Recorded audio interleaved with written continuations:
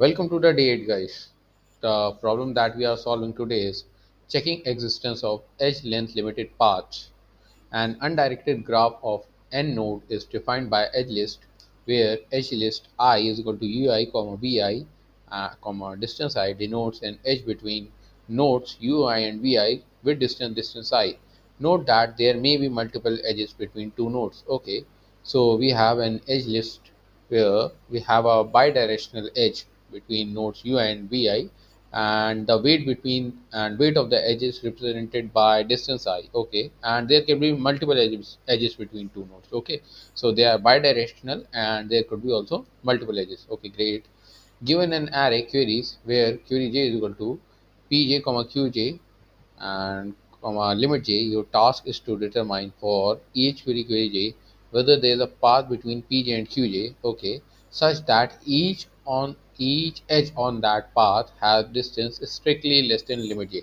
So we have array of queries where query j is equal to pj comma qj, and we have to find whether there exists a path between pj to qj such that each edge lying on that path has value less than limit j. Okay, great. Return a boolean array answer where answer length is equal to query's length. Okay, and the jth value of answer is true if the path for query j is true and false otherwise. Okay, great. That much is understandable. So हम लोग को एक देखिए एक graph दिया गया है और उसमें कुछ क्वेरीज हैं, जैसे इसमें 0,1,2. तो हमें एक पाथ फाइंड आउट करना है, ऐसा existing path from 0 to 1 such that all the edges that are lying on that particular path have weight less than the limit specified here, that is 2. So for better understanding, let's first try to draw it on our chart. We have 2 here, 1, I've also connected 0 here, and then we have, okay, connection 4, 8 to 16. Okay, that is 4, we have 8, we have 2, and then we have 16, right? Great. Now what I need to do is I have to check for queries. Okay, right? So let's copy the queries that we have. See, let's paste them here. It is small. Okay, now it is pretty visible. Now, the first query is that is asking us to find whether there exists a path from 0 to 1 such that the weight of all the edges lying between the path, or all the edges lying on the path, have limit or value less than 2. Okay, from 0, let's see what are the ways we can reach the h1. Okay, so the first way is via this 2 edge, via the edge that weighs 2. Okay, from 0 to 1 the first path is of weight 2, value is not less than 2, so this one won't work. Now the second one also lies in the similar way with a weight of 16, definitely not true. Okay, so this one also fails. Now another one, that is from 0 we go to 1, and from 1, oh sorry, uh, from 0 we go to 2, and then from 2 we go to 1. Okay, so let's see what the cost. From 0 to 2 the cost is 8, and from then 2 to 4 the cost is 4. Both the values are greater than 2, so this particular path is also false. Okay, great. So there is no particular path for this, so the answer would be false for this case. Okay, let's see here, the answer is false. Okay, great. Now for 0 to 2. Okay, now let's see how we can reach 0 to 2. The first way is we can reach 0 to 2 by this h weight of 8. This is not possible because the value is greater than 5. Now there's another way. We go from 0 to 1, and sorry, from go 0 to 1 and then we go to 2. What is the cost to reach 1? The cost is 2, and there is cost of 4. Okay, so from 0 to 1 we go with the cost of 2. This is a valid cost because it is less than 5, and then we have 4 valid cost, and then this particular path becomes valid, and we have found a valid path for ourselves. Okay, great. Okay, so what is the first brute force approach that is coming to my mind is that I have queries and I have starting point, I have ending point, and I have to just check a simple limit, right? So what I can do is start a DFS for each of these particular case. Okay, for better understanding this list, first thing first, Select, okay, not selecting, right? Select it, okay, great. Not this one, also selected, okay. Now let's see what I have to start a DFS. I start a DFS from zero. I'm initially standing at zero and I start a DFS from zero. For the first query, I will do this DFS. And what are the paths that will I access from my adjacency matrix? Okay, great. From 0 to 1, I can go with 2, right? I can from 0 to 1 at a cost of 2. No, I won't be taking this path because the edge weight is greater than my particular weight that is required. Okay. The second way is by 16H, not taking this particular path also. Okay. Now, 0 to 2, the weight is 8, not taking this one. So, none of these worked. Okay, no issue. Now, for the next case, that is 0 to 2 at a limit of 5. Okay, starting from 0 again. First, let's take the 2. Okay, 0 to 2, trying to go there directly. The cost is 8, greater than 5, not taking this particular path. Now, I go from 0 to 1, the cost is 2, the cost is 2, it is valid. Then I go from 1 to 2, the cost is how much? 4. Okay, the cost is 4. This particular path is valid. As soon as I reached at node 2, I will forward true, uh, I will return true to the particular in my call stack, send it back, send back this value, and then revert this value back to my parent node or the one that called this particular recursion, and then I will have true for this particular query. Okay, a simple DFS could be written for this particular thing, and I will also show that particular DFS that if someone wants to implement that particular DFS solution, they can try to implement that also. Okay, so what will I have for this particular solution is bool DFS, and I have int start, the starting point, int end, the ending point, int limit as my limit. I will also have unordered map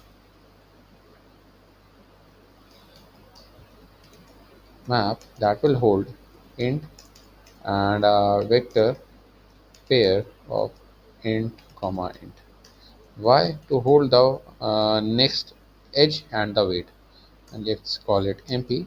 And the next thing would be vector boolean for visited.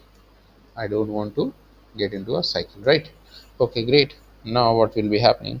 Just shoot.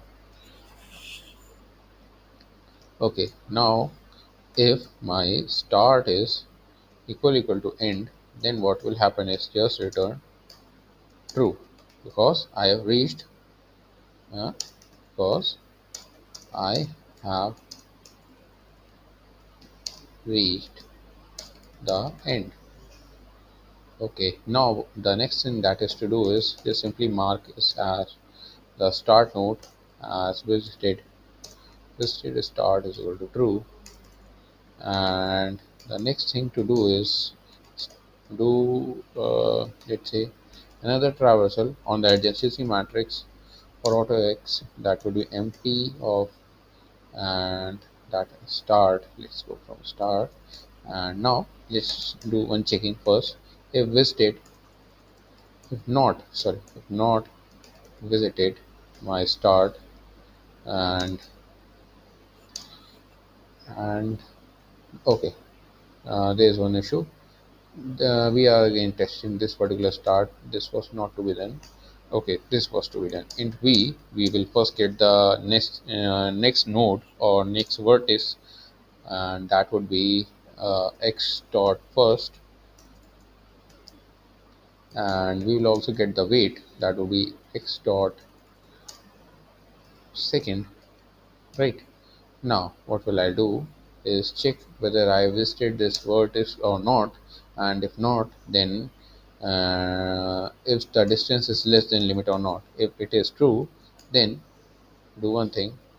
Okay, if distance is less than limit, then do one thing, that is if DFS of vertex end would remain same, limit would also remain same, and MP would remain same, visited would also remain same. If it is true, return true, and if it is false, just return false.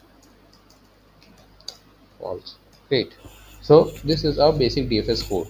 Now I have written it in comments because the limit of number of theories we are doing and all this answer is pretty going to be complex. Let's see why. We have queries length of 10 to power 5. So we can have ourselves with 10 to power 5 queries. Okay, 10 to power 5 queries for ourselves, and for those 10 to power 5 queries I am calling DFS every time. Okay, a simple DFS costs me V plus E, 10 to power 5 times this V plus E. And how many nodes I can have in this particular graph? uh, 10 to power 5 nodes also. Okay, great. Now I have 10 to power 5 nodes, and for those 10 to power 5 nodes I'm doing DFS traversability time. And how many times? 10 to power 5 queries time. Okay, this is a juice box of a time complexity. We won't be doing this. Simple explanation is that this is very inefficient. M plus V plus E, M into V plus E is very inefficient order.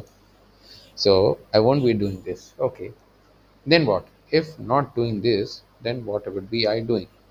Okay, so let's just copy this first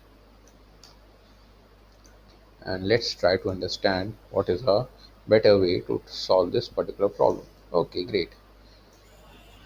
So we have queries 0 comma 1, and what I want to do is for query 0 comma 1 I want to do a traversal. Just a second guys, sorry for that, and I just spotted a centipede, so that's why. So what I am doing is I want to find whether they exist a path from 0 to 1 such that all the edges in that path have limit less than 2. Okay, great. So what is a particular better way to solve this particular problem? Let's first draw this particular graph first again. We have not node, we have node 2 here, we have node 1 here, and node 0 here. Okay, great. Okay, this was 2 and 16. This was 8, right?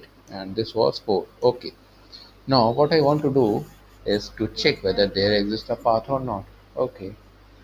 Uh, I'm standing at this particular edge. I don't know whether there exists a path or not. So what I can do is I can create components. This is my 0, this is my 1, and this is my 2. Okay. Initially all these components are separate. For my first query, that is 0 comma 1, I will traverse on this edge list, and every time if there is a weight less than this limit, if the this particular weight, the distance weight is less than the limit specified in the query, I would group those two edges in a single group. Okay, great. Now let's see what we can do in this particular case. Okay, why ctrlz is not working in this case? Yes, it is working. So let's start from the start. For this particular query, tests first, check for this. We have 0 comma 1, but the edge weight is 2. I can't do anything because the value is not less than 2. We have to have a value that is strictly less than 2. I move to the next edge list, that is 1 comma 2 at a weight of 4. Okay, right. Can I do it? No, I can't do it. Now I move forward. It is 2 comma 0 and this is 8. Should I do it? No, the value is still greater than 2. Not good answer. And we have finally 1 comma 0. Is the value less than 16? No. And the value is still sorry, is 16 less than 2? No. So we won't be taking this particular answer also. So what we should do now?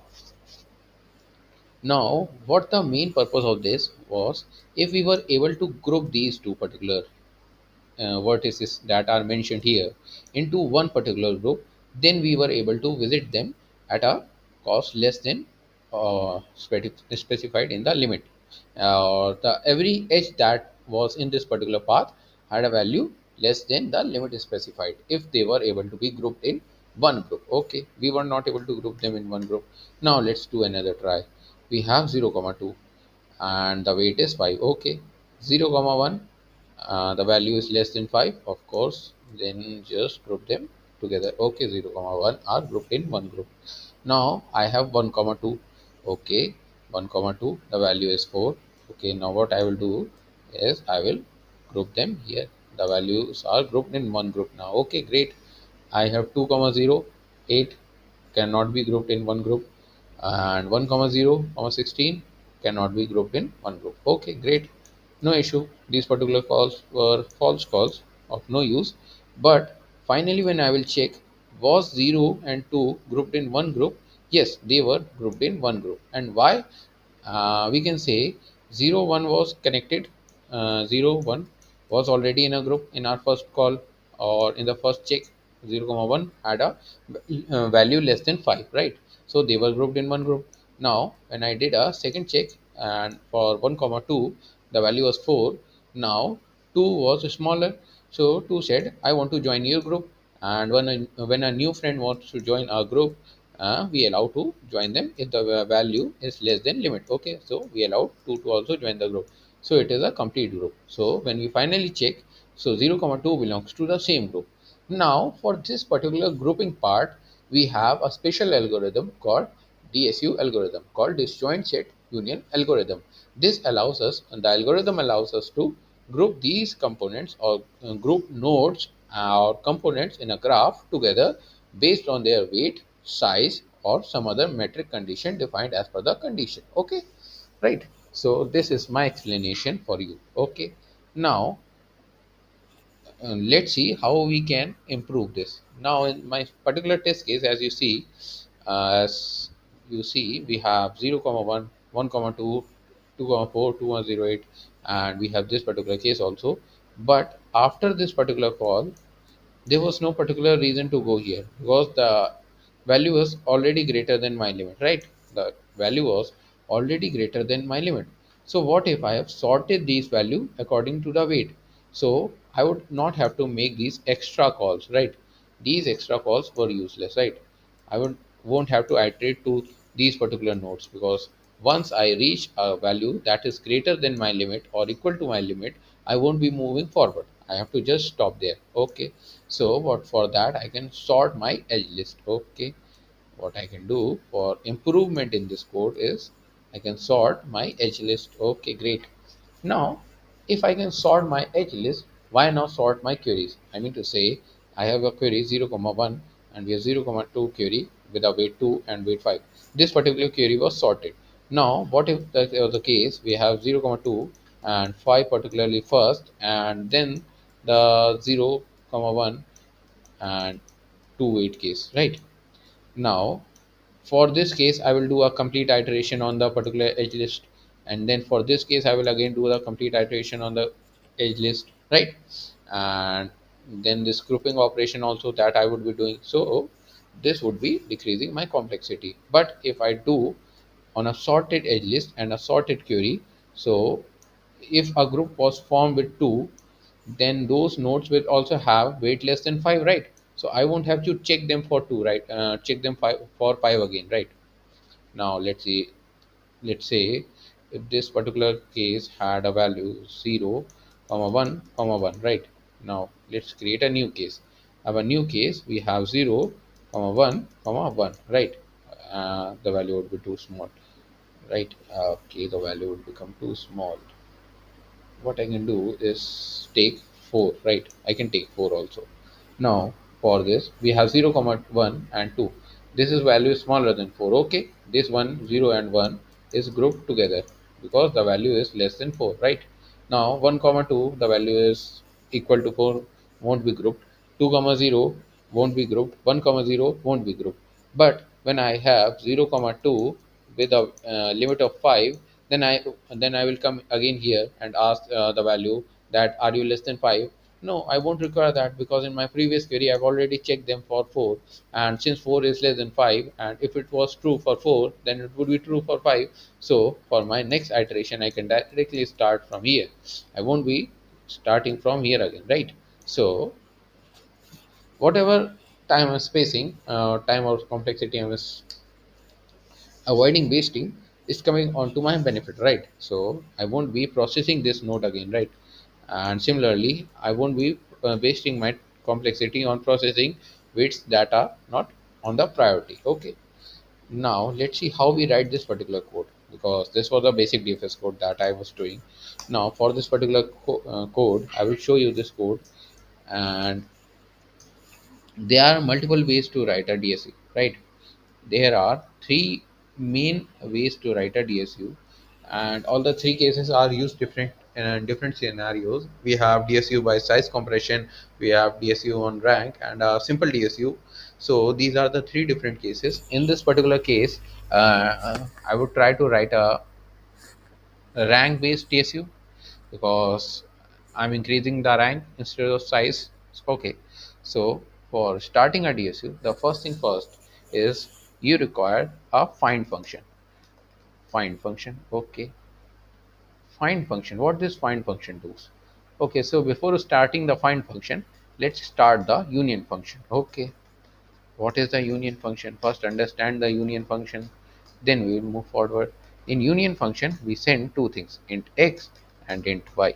Okay, these are the only two things we need to send. Only two things are needed to be sent. Okay, int x and y. Now, the particular thing that would happen in this particular case is, the first thing first, we will get x parent. Okay, x parent is equal to, I don't know how to find the parent. For, let's say, currently I have a function, some magical function called find, that will allow me to find the function parent of x. Okay, great. And then I have also int y parent, that will allow me to find the parent of y. Okay, two case, right? Simple two. Great. Now, why this parent finding? As I've already shown you here, this 0, 1, 2. I have to check this whether 0 and 2 belongs to the same group or not. This particular thing is happening via the find function, right? Because I don't know if they belong to the same group or not. To check whether they belong to the same group, there would be, I can say, a box ID. Okay, so if they belong to the same box ID, then I have to find that box ID somewhere. Somewhere stored. I don't know currently. So that box ID would be found using find function. And to join two boxes, here this was another box, this was another box. I use union function to join two different boxes that are not joined together. It's a, see, I am a different box, and let's say I'm also a different box, but I want to join together. So I use this union function, because first thing first I check is, are they both different box? Now, if they are already the same box, let's say if there was some particular case that 0 comma 1 and 2 were already joined, but 1 and 2 didn't know they were already joined, so they were again asking, I can join the same box, then what will be the profit, right? There will be no profit, right? So I check if they are different boxes or not. If they are different boxes, then I will union them to join them together. And finally, I can use find function to check whether they are belonging to the same box or not. Okay, great. So the find function that I was telling you will allow me to find the unique ID. Okay, in find. Okay, in find, for what? In find I'm sending int x, right? Okay, now what? Now if x is equal to parent, if x is equal to parent of, whose parent? X parent. Okay, then return x. Okay, else what will happen? Return parent of x is equal to find parent of x. Great, right? Now what is happening here is, I was talking about a unique ID, right? Initially all these boxes had a unique ID, right? This box had unique ID 0, this box had unique ID 1, this box had unique ID 2. Now when these two boxes collaborated together, what happened during that union function was, they got a unique parent ID, or both of the box decided that, see, I had a unique ID 0, you had a unique ID 1, but since we are joining our addresses, why won't we name it 0 also, right? like a marriage, where the surname changes after marriage. So the surname of the box changed. The box said, I want to change the surname, so change it to my name so we can be identified as a family. So the find function will say that this particular family is Johnson family, and Johnson family is grouped together. Okay, great. Now, next case, I have this particular find function that will allow me to find Johnson family. This is a find Johnson family. Okay, so I have to also create a vector parent also, right? Vector int parent. Okay, great. Now what? I have this particular find function. I have parent function, parent IDs and everything. Now what will happen? Now if x parent, typing right, x parent equal to y parent, then what will happen is return. Now, if they two, both of them have the same surname already, then what is the point of joining them together again, right? What is the point of joining them together if they already have the same surname, right? There's no point. It was a waste, right? So we won't be joining them together. We will just move back because there was no point to do this. Now what will happen is, now both of them have a different parent. Then who will join whom? For that particular case, we have rank. Okay, from where the rank came, or let's first create a rank vector, vector int rank, right? Now we have a rank vector also. Now rank is nothing but, you can say, now initially 0 and 1 both were alone. Now initially 0 and 1 both were alone, both had 0 rank, and this one also had 0 rank, right? Now both of them decided to marry, right? So 0 and one decided to marry. Okay, now they are married together. Now what will happen is, now the lady would go to man's house. So one particular person is leaving the house and joining this particular family. So the rank of this family would increase by one because they have a new member. So the rank of this particular family increased. Okay, so this is the thing. Now a family that is higher rank already would be preferred. Okay, because they have a good track record, right, for marriage. uh, X parent is greater than rank of Y parent.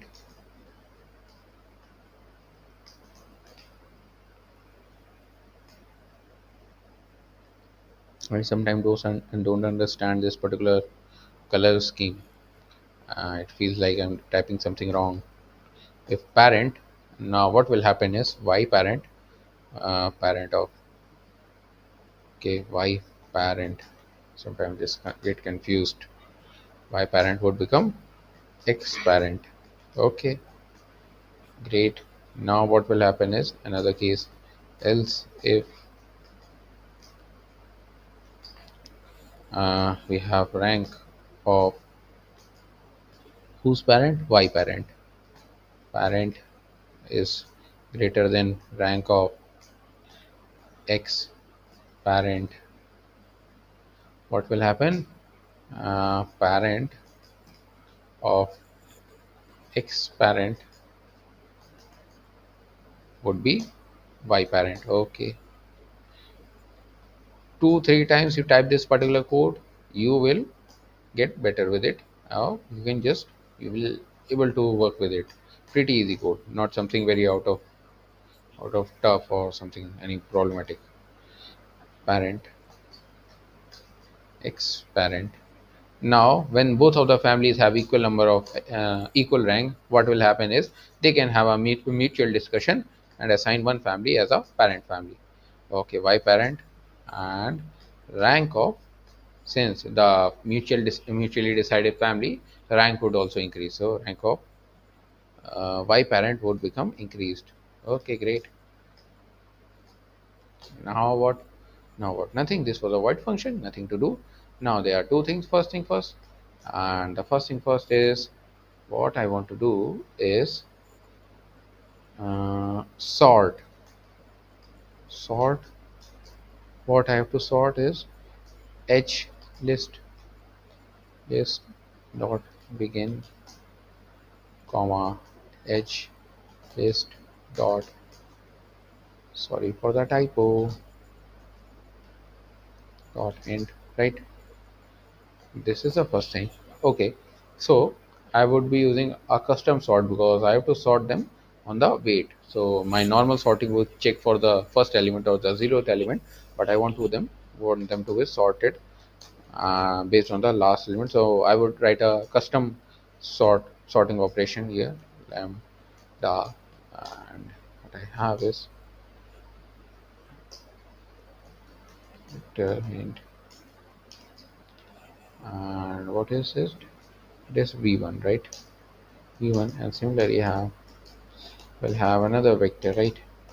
Vector int v2. Okay, great. And return v1. The second value of v1 is less than v2 second value. Great. Now what? This is my custom operator. Now I will just call this custom operator here lambda, comes custom function. Sorry, custom operator. Similarly, I will also sort my queries. Okay, dot begin, and we have,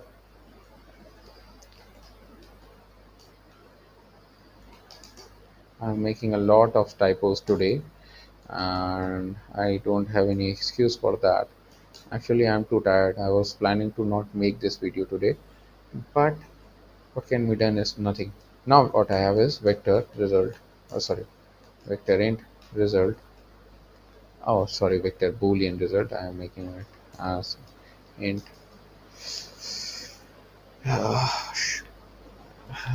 This particular size would be queries dot size, and all should be initialized with false, or I guess because initially all of this is false, right?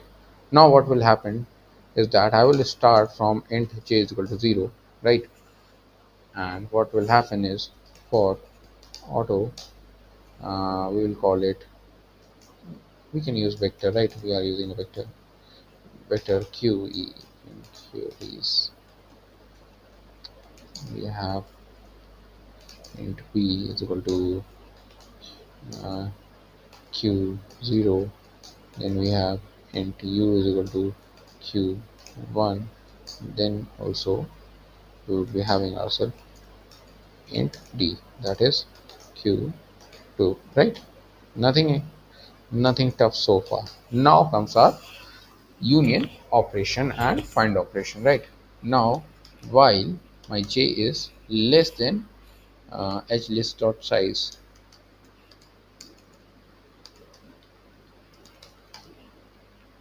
and my the d, no, d is not the weight. I have to go in the edge list, and then I will get the weight, right?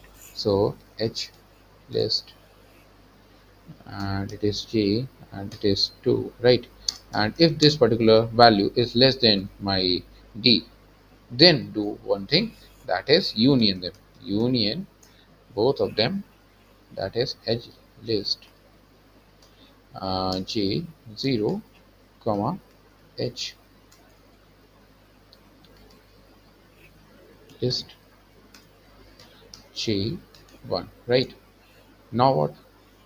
Nothing, just k plus plus, until unless we are able to union them together, right? Now result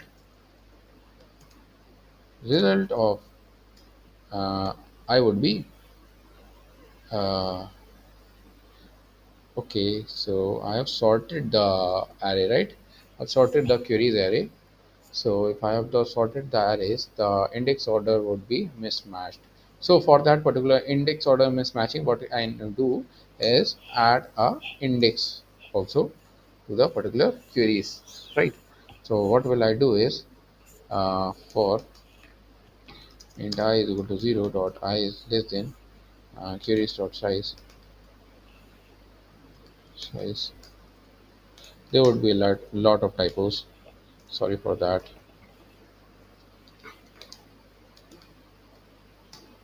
queries dot I dot push back I. So what will happen is in the query vector we have 0 comma 1 comma 2. So in this particularly there would one more value we added and would become 0 comma 1 comma 2 comma 0, and that 0 would be highlighting its index so that I can just get it index here. So one more variable and idx would be perfect q3 sorry q3, right? Now what will happen is result idx is equal to uh, what is whatever is find, right? Find, and what is find? V is equal to find u or not. If it is, then true, else return false. Okay, great. And return result. Okay, return result. And now let's see, we are missing something. Okay, so there's one more thing that we are missing. Actually, two more things. We have not given initialize these two vectors that we have created at the top, right? So rank dot resize rank dot resize n comma 0, and then the next thing would be uh, parent parent dot resize uh, n, right? We would be using n. Now for each parent value, what will I do? For int I is equal to 0 dot I is less than n dot I plus plus, what will happen is parent of I would be I himself. Okay, great. So far, so good, right? Now, the first thing first that is in my mind is that there could be a lot of typos in compilation error. So, hold steady with me because we would be having a lot of them. Okay, vec 2, we have made this particular first mistake. Now let's move forward. What is the next error? Void union. I have int x. I have int y. What is the issue? Void union. Union must be definition. Okay, so there must be some issue. Let's make it capital, right? So now I have to make all the union capital. Where is this particular union? Here it was union. Rest of the case I have no use any union. Okay, one more error. Where? What is the issue, right? I'm auto lambda. Okay, sorry, missing a semicolon. Okay, what is the issue now? Sort edge list. Did you mean edge list? Oh, it's caps lock edge list. Now I have to make a lots and lots of changes here and here and here also and here also. Sorry, anywhere else? So so far good.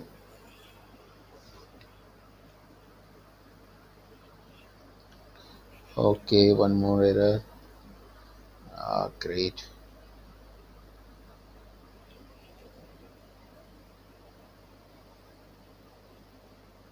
Now it also has error here. What is I show? Okay, begin should be a dot.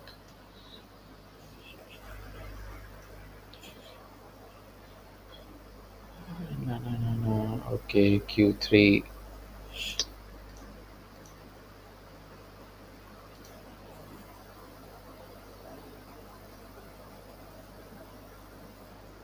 Okay, let's try to submit the code. I hope it works.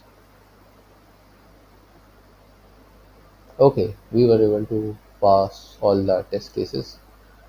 Let's see, analyze complexity. Okay, what it comes out to be.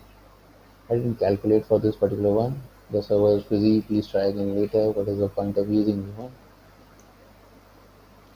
Okay. Now let's move down to our next problem, right? Count unreachable pair of nodes in an undirected graph. Okay, you are given an integer n. There is an undirected graph with n nodes, numbered from 0 to n minus 1. You are given a 2D integer array edges where edge I is equal to ai comma bi, denote there is an edge, undirected edge connecting node ai and bi. Return the number of pair of different nodes that are unreachable from each other. Okay, great. Right, I have this particular case, and what I can do is just first clear this. Now let's see what is our first case, 0 to 1. We have 0 to 1, 0. We have also 2. Sorry for the drawing. I have also have 2 and we have 1. And there is a bidirectional edge between all of these. Okay, right. So I guess all of these will be belonging to the same group. So let's see. Uh, there are no pair of nodes that are unreachable from each other, right? There are no pair of nodes that are unreachable from each other. Okay, we can reach each pair of nodes. That is good. Then what? Uh, let's see the second case. We have 0254316. 0254. I try to remember it. We have 0. I was having a 2 here, 5 here, 4 here. All of these were connected together. Okay, great. And then what we have? 3 and 1 6. Okay, great. We have 3 here separate, and uh, 1 6 also here, right? So what can I do to solve this particular problem? uh, if I start a DFS, I have 0 comma 1 0 comma 2. I can create an adjacency matrix and start from DFS from an unvisited node, not visited node. And let's see, this DFS will mark this as true visited and this as true visited. Great, right? So these were visited in my first DFS. If I do a DFS, and since they were visited in my first DFS, and this DFS will do one more thing. Okay, I have n is equal to 3, right? N is equal to 3 here also. And what I have to calculate? I have to calculate return the number of pair of different nodes that are unreachable from each other. Okay. So in this particular case, what are the nodes that are unreachable? There are no nodes. The answer was 0. The answer was 0 for this case. So how do I do it? I visit 0 to 2, then from 2 to 1, and I will increase the count by 1 and 1 and 1 plus 1 actually, plus 1 plus 1. Eventually it's a 3, and then from this 3 I can just decrease the 3 and the answer is 0, right? Okay, basic DFS. Now let's try to do the DFS in this particular case. What is the number of n here? N is 7, right? N is 7 in this particular case. Let's start our DFS. I go from 0 to 2, then from 2 to 4, 4 to 5, and these were the 4 elements. Okay, so I had 4 elements that I was able to visit, but this 3 and 1 comma 6 were the element that I was not able to visit. Okay, so these were the elements that I was not able to visit. Okay, so how many elements I was not able to visit? I was not able to visit these 3 elements. To be really precise, I was not able to visit these 3 elements. So I can say that 4 into 3 elements I was not able to visit, that is equal to 12, right? And what is the answer for this? It is 14, right? So okay, now I will do again our DFS.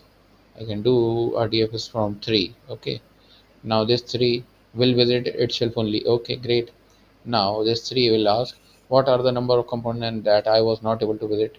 Now, if I connect this 3 to this particular component again, this particular DFS part again, then I would be recounting it, right? So I won't be connecting it to this. I will only connect it to this. Okay. So this particular 3, that is 1, was not able to connect to how many components? 2 components. Okay. So the answer is 2, right? Now this one I will do a DFS on this. It will say my size is 2, but I can't connect to this because I was already checked with this, and I also cannot connect to this because I was already checked with this. So then it would be 0 eventually. So my final answer becomes 14, right? Basic DFS could be solved in a basic DFS, right? To say what is the issue here? I mean to say there's no issue, right? But want to explain a concept of DSU. So now let's try to solve this particular problem with DSU, right? Let's CTRLZ. CTRLZ is not working, huh? Okay, great. Then CTRLE and erase all of this. 0254. Okay, great. I have 0254. Great. I have 0. I have 2. I have 5. And I have a 4 here also. And that is 316. I have 3. I have a 1. And then I have a 6, right? And all these 4 are connected together. Okay, I was able to solve this from my DFS. You can solve this particular problem for DFS, and if you want, I will write the code for DFS also and then attach it to my uh, comment section also. Okay, so now let's try to solve this particular problem with a DSU. In DSU, as I have told you, we will try to group them in a box. Initially, 0 is a different box, 1 is a different, 2 is a different box, 5 is in a different box, 4 is also in a different box, 3 is in a different box, 1 and 6 in a different box. I have written them together in this particular way because it becomes pretty easy to work in this particular way using a mouse. And as soon as I buy a tab, things would become different. Okay, so initially I'm standing at 0, right? And from 0 there goes nh to 2. From 0 there goes nh to 2. 0 being a different box, 2 being a different box, asks each other, you are a different box, I am a different box, let's join together and become a one box. Okay, this becomes a one box. Now I can just say the parent of this box is 0. They have mutually decided that 0 should be the parent. Okay, great. Now let's see, let's move forward. We have 0 comma 5. Okay, now I have 0 comma 5, and 5 says 0, you are already big, you have one family inside you, and why not let me join, right? Let me join also, I can also be a part of your happy family. Okay, 0 says let, okay, 0 says I will let you join, and 0 says one big happy family. We have 0, 2 and 5, and who is the parent? 0 is the parent. Okay, great. Now moving forward, I have 2 comma 4, right? 2 comma 4, 2 comma 4. So 0 to 5, 0 to 5, and we have 4 here. Okay, 4 says, hey 2, you are a part of a big family, why won't you let me join? Let me join, and I will also follow your parent. Okay, now 0, 2, 5 and 4 belong to the same parent, 0. Okay, great. Now all of these have a same parent. Great. Now again, this three won't be joining with any family, so he would be a separate parent, a lone parent, a single parent. I could say that really doesn't sound very well. So let's remove that part. 3 is a single parent. Okay, great. Now 1 comma 6 and 1 comma 6, and they will also join in family and become a 1. I can say 1 is a parent of this family. Okay. Now, how many members are the part of this particular family? There are 4 members of this family. How many part of this particular family? And the 3 family, there is only 1 member. In 1 comma 6 family, how many members are there? There are 2 members in this particular family. Now what I have? The size. The size that I was finding using a DFS, I found those particular size using my DSU. And I guess this explanation was pretty funny and good to understand. So now I can do the simple formula that I showed you. And what I will do is, for that particular formula, I will go, I have this 4 size, and the remaining size is what? There was 7, right? And then 7 minus 4 is the remaining size. Okay, so this would be 12. Okay, right. Okay, great. But there's one more thing.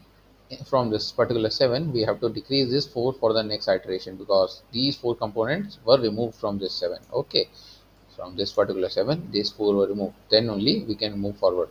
Now, for the next case, we have 3, that would be 3. And here we have only 4. 7 minus 4, it would be 3. Sorry, it would be 3. So, 3 here, and 3 minus 1, so we will have 2. Then only we have 2. Okay, great. And then finally we will decrease 3 minus 1, that would become 2, right?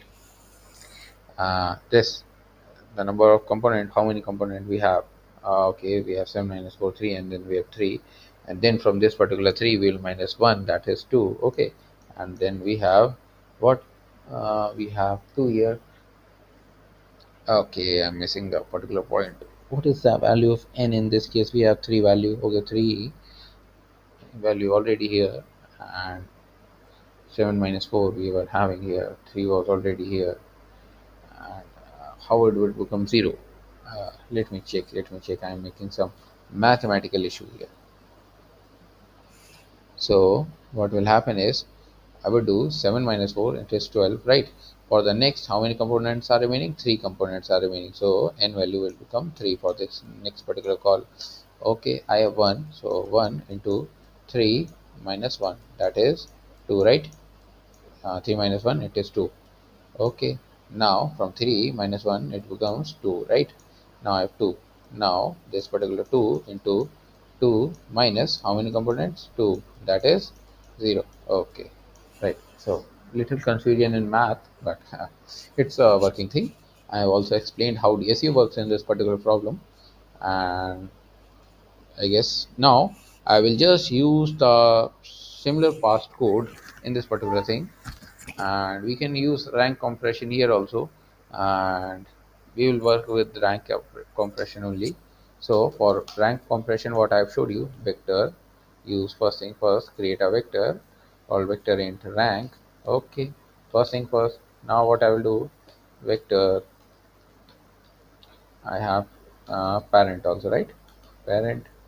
Okay, now what? Int find, right? What I will send here, int x, right? Now what will happen is, if x is equal to parent of x, then do one thing, that is return what? Return x only. What it can do? Nothing, right? If it is not so, then do one thing, return parent of x would be equal to find parent of x. Okay, great. Now what? Now comes the union operation. I will write again void union. I have int x and int y, right? Again I will check int x parent is find x, and int y parent is find y, right? Now what will happen is, next thing is the simple, if x parent is equal to y parent, if they both belong to the same family, then just return. Can't do anything, can't resolve the family issues. If not, then check the rank. If rank of x parent is greater than rank of whose parent? Y's parent. Do one thing, that is uh, parent of y parent would become x parent. Okay, great. And in a similar case, I will write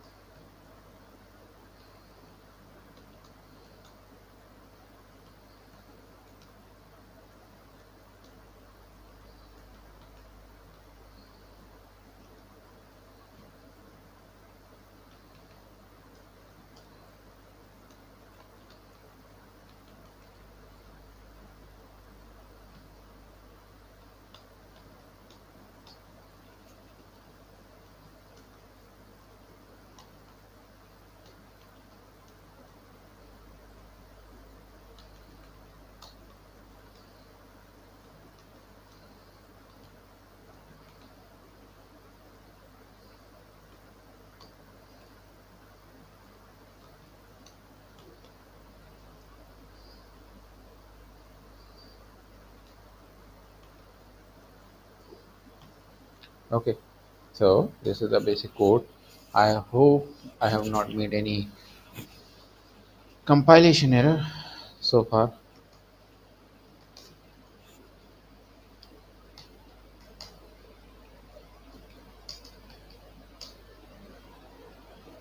Okay, so d size, not size, resize.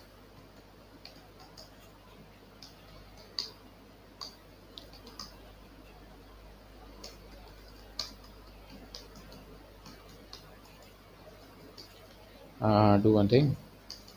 Do parent of I is equal to I, and do now what wick, go in my edges. Okay, go in my edges and do one thing. Uh, and u is equal to wick 0 and p is equal to wick 1, right? And what is the they are connected, nothing moves, just union them. Union q comma v, right? Now what? Now how would I find the size? Now what I can do is, to find the size I can create an unordered map.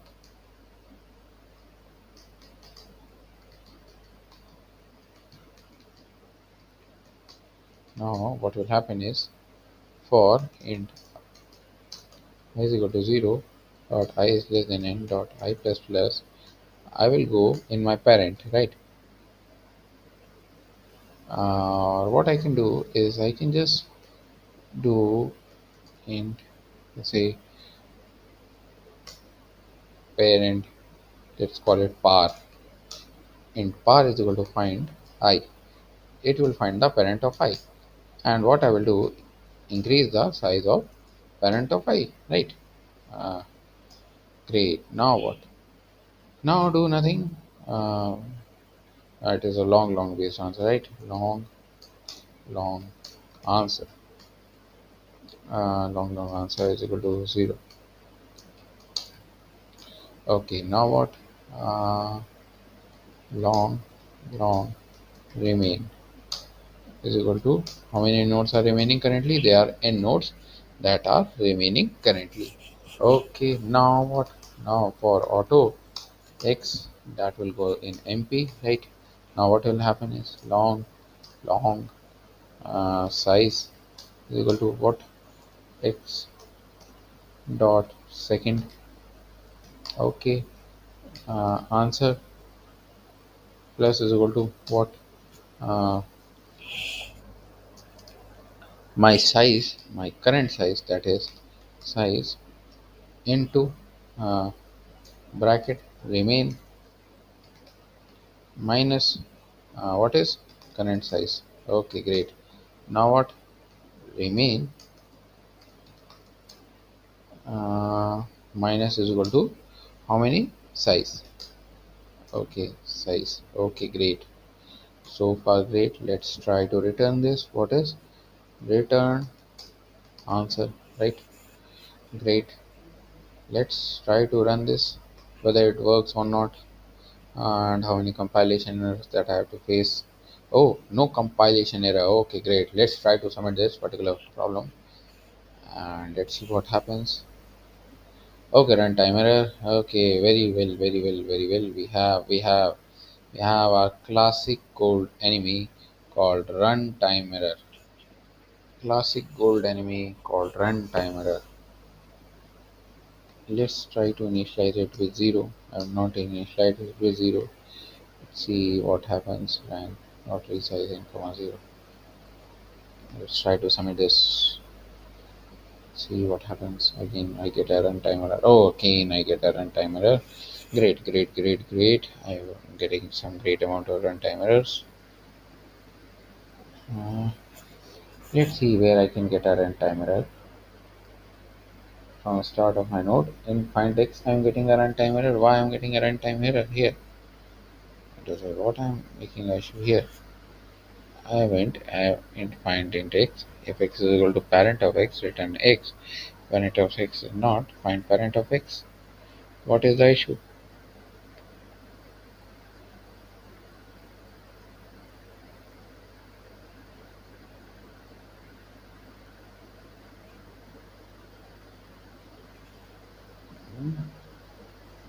What is the issue? That is, I'm getting. Have I initialized parent right? I guess I have initialized parent right. And parent dot resize in. Okay, for do what I do to int. Should I do it long? Because I'm finding parent. No, the values are integers and it should be int I is equal to I.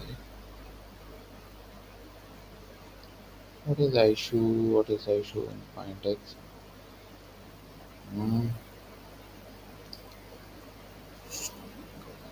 parent rank. Is my resize operation working file? I have resized in I less than n. I do I plus plus increase it and assign the index to that particular thing. That is right. I don't think I have made an error. So let's, without doing any redo, let's go to the runtime error destroyer. GPT y runtime error.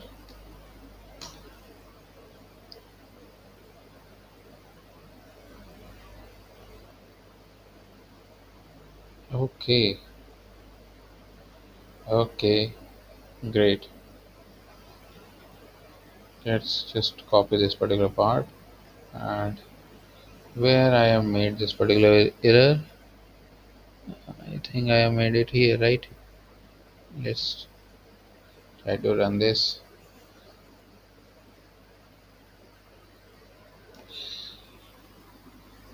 I think I will still get an error here. So what I will do is remove this packet. Rank of y parent would only be accessing why this extra bracket, no extra bracket required. Now let's try to run this. These bracket errors and all these errors, I hate them. Let's try to see. Okay, very well. And what is the time complexity of this code? It would be order of v plus e, similar to my DFS. Okay, great. Okay, count number of complete components. Another question: how many are remaining? One, two, three, four, five. Okay, I have four, two, five problems still remaining on to me.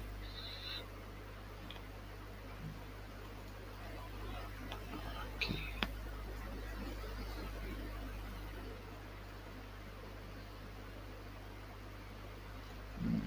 how will I find this? You are given an integer n. There is an undirected graph with n vertices, number from 0 to n minus 1. You are given a 2D integer array, edges where edge I is equal to ai comma bi denote that there exists an undirected edge. Return the number of complete connected components of the graph. A connected component is a subgraph of a graph in which there exists a path between any two vertices and no vertex of the graph shares an edge with a vertex outside of the graph. A connected component is said to be complete if there exists uh, an edge between every pair of its vertices. Okay, great. Since we are discussing components, I can solve this particular problem with DSU. That should be coming into my mind and also to your mind because we are discussing components. And when we are dealing with components, DSU is something that should come to our mind. uh, it's a thing that we can say only term that we were and DSU cannot be applied to this, but it should an approach that should hit your mind when you read the word components. It's a small hint that can help you. It's a small hint that can help you, nothing else. Now I can show you DFS and BFS of this particular problem in a similar fashion, but that particular thing would be of no use because, as I know, because you can easily do DFS and BFS on this particular problem. I want to show you. how to do DSU on this problem, because it's getting too late. I want to just solve this particular problem and then move to this applying part. I have to apply to these jobs also, so I would get late for this applying part, because I have to ask for referral for each of these job, and then go to every LinkedIn connection that I know to ask a particular referral for a job, and it becomes a quite a hectic task. It will also take around 3 to 4 hours, so I have to clock in for that also. So, sorry guys, I would be completing this video on this particular problem only, and then from the next video, I am planning to work on some remaining graph concept and problems, and apart from that, from next week, I have planned to start DP, and I will cover DP in such a way that every kind of DP would be solved in there. You will track every DP, you will solve every DP question, not every DP question, but concepts of DP, from all the basic to all the advanced DP concept that I know. I will try to share all of them together to you. Okay, great. So, first thing first, what is a connected component? You are given an integer n. There is an undirected graph with n vertices, number from 0 to n minus 1. You are given our 2D integer array edges, where hi is equal to ai comma bi. Denote that there is an undirected edge connecting vertices ai and bi. Return the number of complete connected components of a graph. A connected component is a subgraph of graph in which there exists a path between any two vertices, and no vertex of the subgraph share an edge with a vertex outside of the graph. Okay, a graph connected component is said to be complete if there exists an edge between every pair of vertices. Right. Okay, great. Mm, this is 5. There is no outgoing edge, so it is only a single component. Okay, so this is a connected component. Now in this particular case, we can go from 0 to 1, from 1 to 0, 0 to 2, 2 to 0, from 1 to 2, and 2 to 1. Okay, all of the vertices can reach other vertices or have an edge between all of the vertices, so this is a connected component. From 3 to 4, I can go from 3 to 4, and similarly 4 to 3. So from both nodes I can reach each other, right? Now let's create a hypothetical case. I have 1, 2, 3, and 4 here, right? Now what will happen is,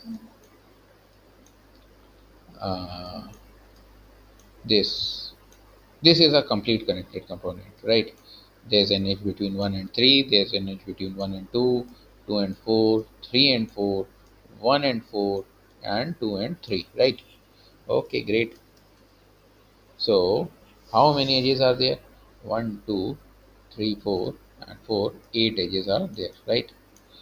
And how many vertices are there? There are 4 vertices, right? Now, for any complete graph, this condition should be true, right?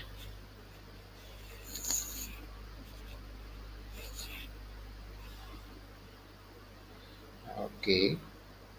So, how many edges we have? We have 8 edges for ourselves.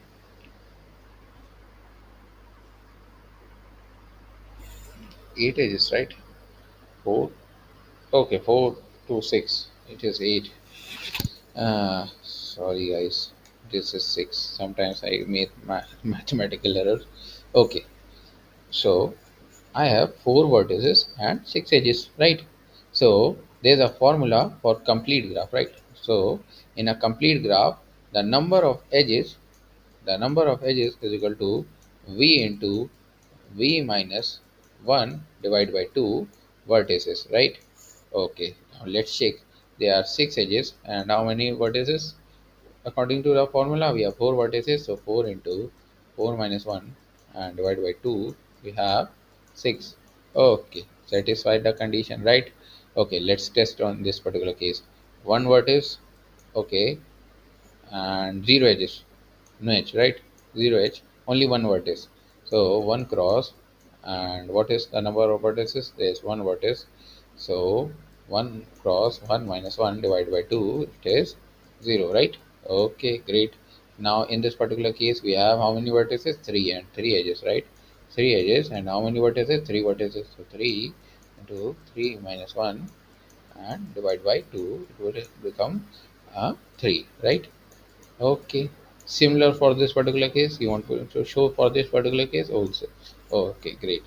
I have one edge, right, and two vertices. Two cross one and divide by two lead us to one, right? So, what is the formula to check whether a graph is complete graph or not? We have a formula: E is equal to n into n minus 1 divided by 2. What is this?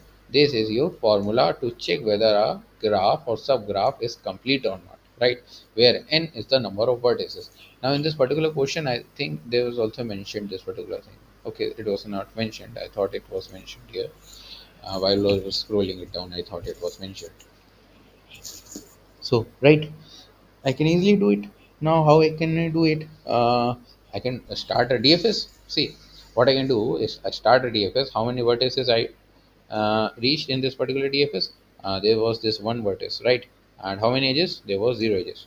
In this particular case, I will start my DFS from zero. What are the edges? There are two edges, one and two that I can reach from.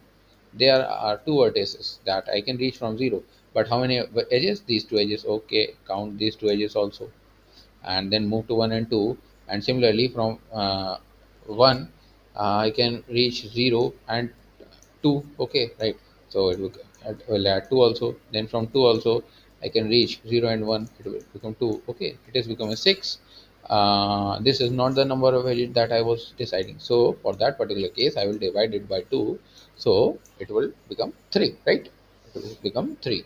Now it is working fine. I have the right number of edges and I have right number of vertices. I can easily check it, right? Right. It is a simple DFS solution. Now, what I want to show you is DSU solution for the same problem, right? DFS solution, easy solution. I have already shown you the code of DFS in my previous videos. You can use that similar code to solve these kind of problems using DFS. And DFS and BFS are something that should come to your mind as a brute force solution. You should always try to tackle the problem firstly using BFS and DFS. Even you have word component, right? You should try to solve it using BFS and DFS, and then you can move to this particular component part. Okay. Now what I was having 5 and 0, 1 and 0, sorry, 0, right? I was having 0 and 2 also here. These were one connected, and then also 3 and 4, right? Right. Now what I need to do is to form these into components. Okay, so similar case, simple case, I will go to 0 and 1, find their parent, and if they don't have the same parent, then I will put them in a one box. And then for similarly 1 comma 2, they are not having same parent, put them in a same box. A box will tell me how many vertices are there. Okay, there are three vertices in this particular and okay. And similarly for 3 comma 4, how many vertices are there? There are two vertices. For 5, how many vertices are there? There's only one vertex. Okay, I can find this vertex easily using rank or path compression, right? Okay, or size compression, right? In this particular case I will use size.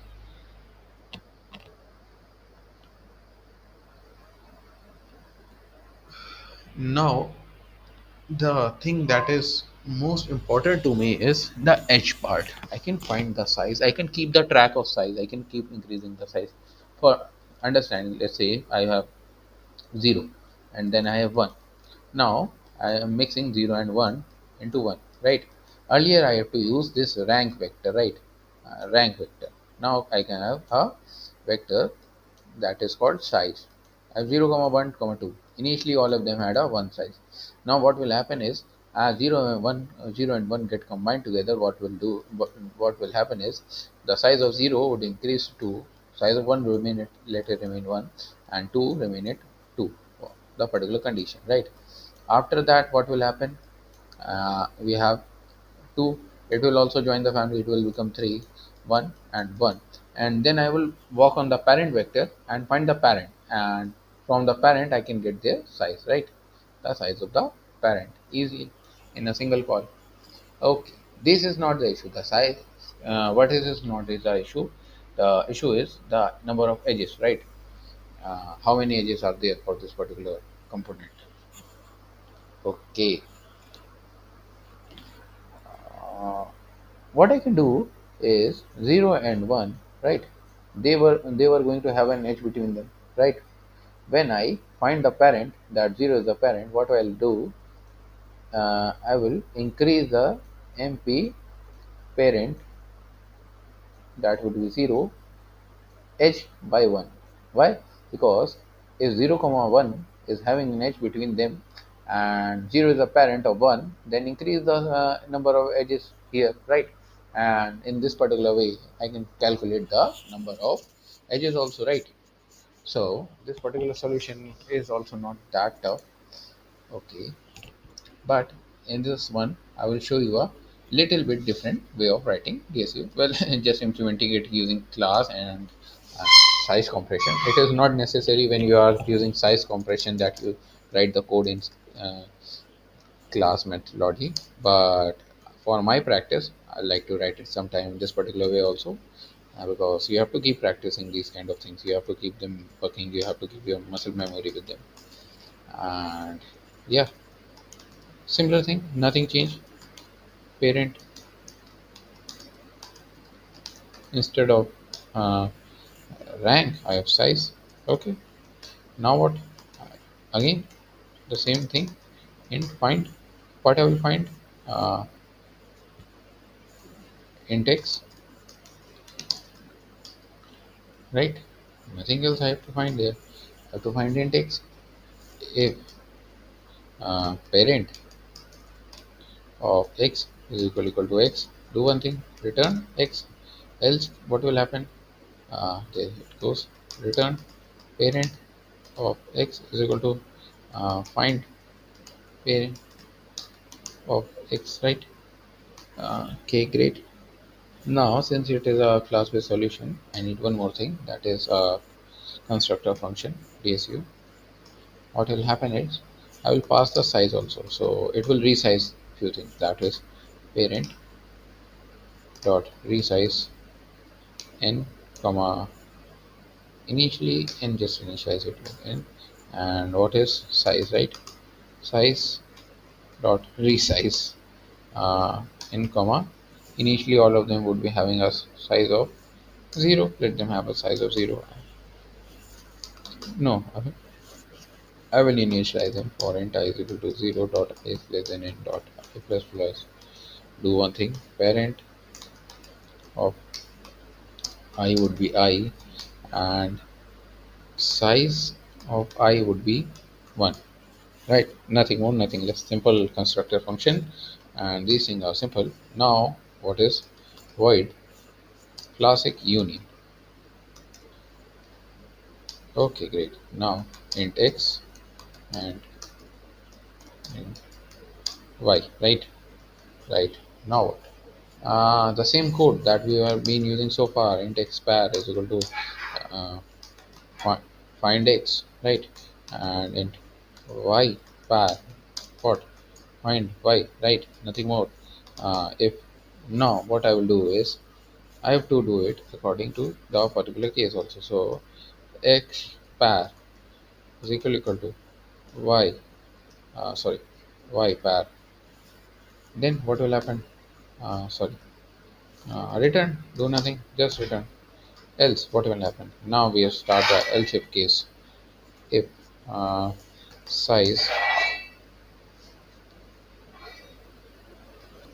sorry guys, there was little sound. So if size x pair is greater than size, what, y pair, then do one thing, that is return. Oh, sorry, not return. Do what? Now change the parent first. But parent of uh, y pair would become equal to parent of x pair, right? And size of x pair would also change and increase. Sorry, increase equal to what? Size of y pair, right? Now again, else if sometimes. The only thing that I don't like about graph code is you have to type so much. Ah, so much so. Now we have size of y pair and then again we have size of x pair. Now do nothing, simple, same key. So y parent is equal to x pair equal to uh, parent of what, y pair, right? Y pair. Okay, I missed one thing, that it should be y pair only, not that particular case.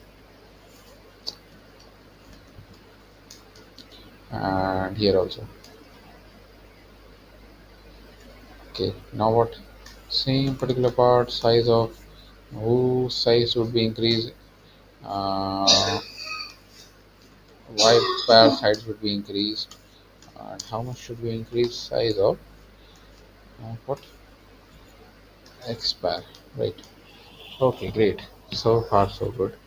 Now, last particular thing, that is our else part. I can just copy paste this. Should still work, right, guys? Should still work, right? Yes, it should still work. Now, what will happen is simple work, nothing tough or anything. I have DSU. Let's name it DSU. And what is the size? Just n. Now what? Uh, Unordered map to hold the parent and its edge size called MP. Okay, now what? For auto edge, that goes in edges, and int u is equal to edge 0, int v is equal to edge 1, right? Now what? Union them, union them. Sorry, DSU union them. DSU dot union them, right? DSU dot union u comma v. Now, after doing the union, what will I do? I will do nothing and I will move forward. That is for auto. Again, I will go in edges for auto edge, that goes in edges. Do one thing, again get int u, that is edge 0, and int v, I get edge 1, right? Now what? I can get path is equal to DSU dot find. Anyone will tell me the parent. B will also tell me the parent, same parent, and you will also tell me the same parent. And what I will do is MP, sorry, root, no, sometimes get confused between root and parent. Increase the parent. Now what? Now it is a pretty long code. You have result 0. Now what I have to do is for int I is equal to 0 dot I is less than n dot I plus plus. Do one thing, that is if DSU dot find I is equal to I mean to say the parent and the I is same, then int v is equal to DSU dot size of I. Okay, great, right? Now what? Uh, int e is equal to MP bracket I. This will tell me the number of edges. Okay, now what?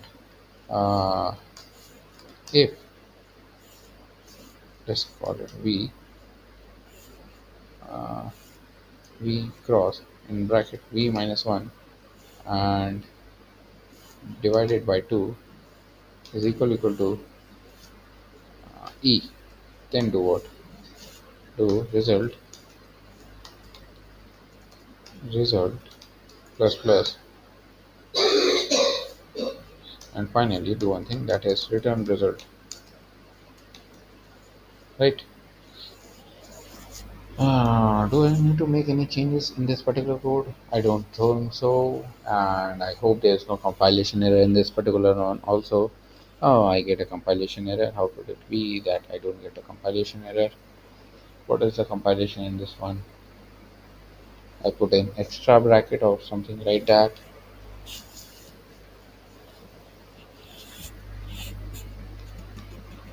Now, what is the issue?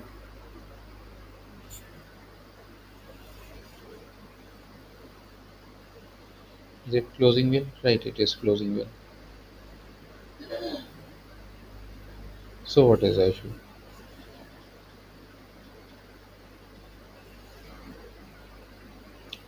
Okay, let's see. This DSU ends here well, right? This find function ends here well, right? And this one also ends here well, right? Okay, great. So, what is the issue? Oh, right, there's no semicolon, right? No semicolon, guys. I guess that was the only issue. No, that was not only the issue. DSU does size or I. Vector does not provide a call operator. And v is equal to DSU dot size of I. So, what I was doing, I was finding the size, right? I have this size vector, and I was getting the size of I from that. What is the issue now? DSU dot size. I've declared it DSU, right? Yes, I've declared it DSU. So what is the issue now? DSU dot find is working well. Then what is the issue, mate? Oh, I have declared it like this. Sorry, my fault. DSU dot size. Okay, let's see whether it works or not.